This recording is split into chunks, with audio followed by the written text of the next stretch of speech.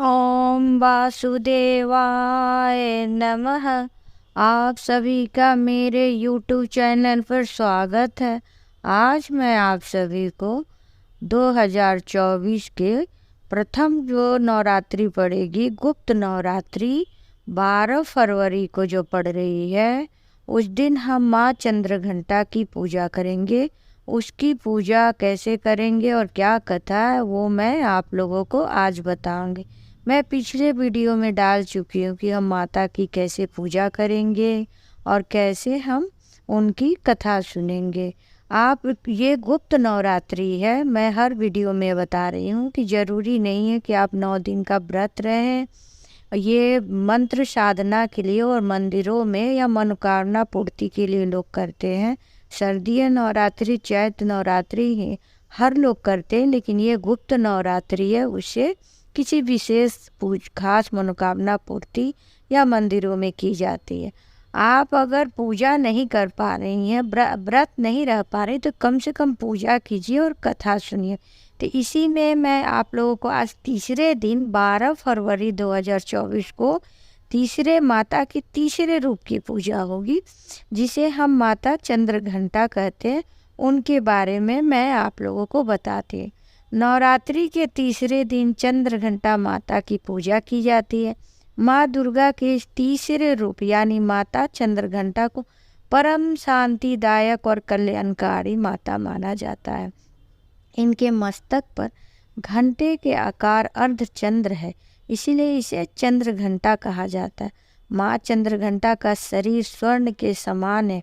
इनके 10 हाथ है और इनके हाथों में अस्त्र सुयोजित है और माता की सवारी सिंह है।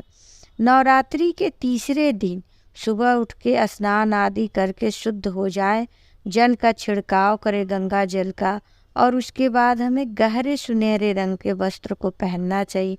माता को फूल अर्पित करना चाहिए, पंचामृत, मिष्ठान।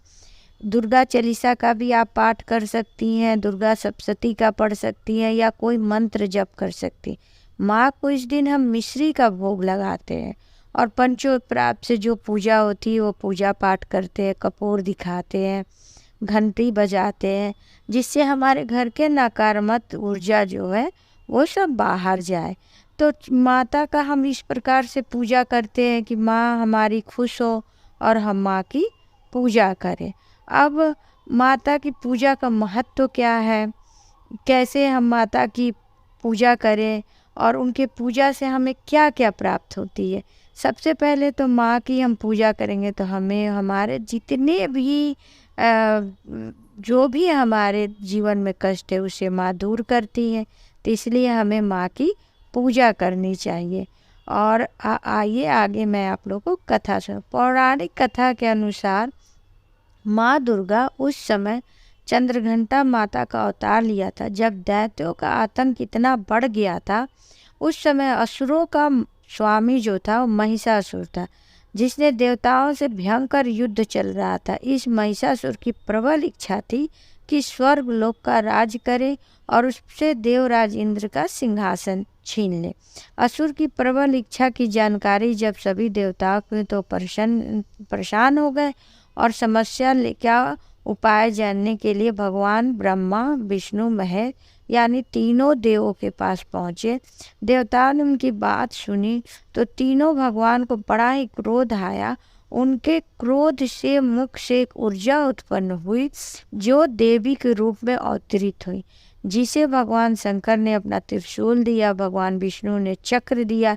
इसी प्रकार अन्य देवी देवताओं ने भी अपने अपने जो भी अस्त्र होते वो सौंपे।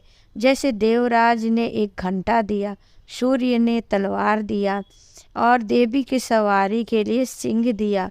सभी अस्त्र शस्त्र को लेके जब माता चंद्रघंटा महिषासुर के पास पहुंची तो माता का यह रूप देखकर महिषासुर को आभास हो गया कि उनका काल आ गया।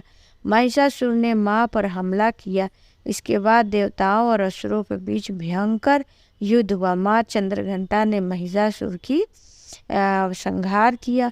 इस प्रकार माँ ने असुरों का विनाश किया और देवताओं को रक्षा की।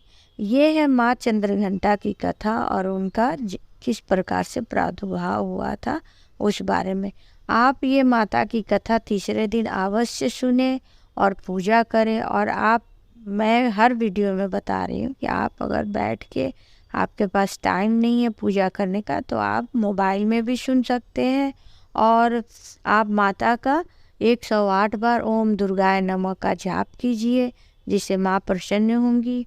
और यह 108 माता का नाम जो है मेरे पिछले वीडियो में आप ज़रूर सुनिए, या दुर्गा चालीसा।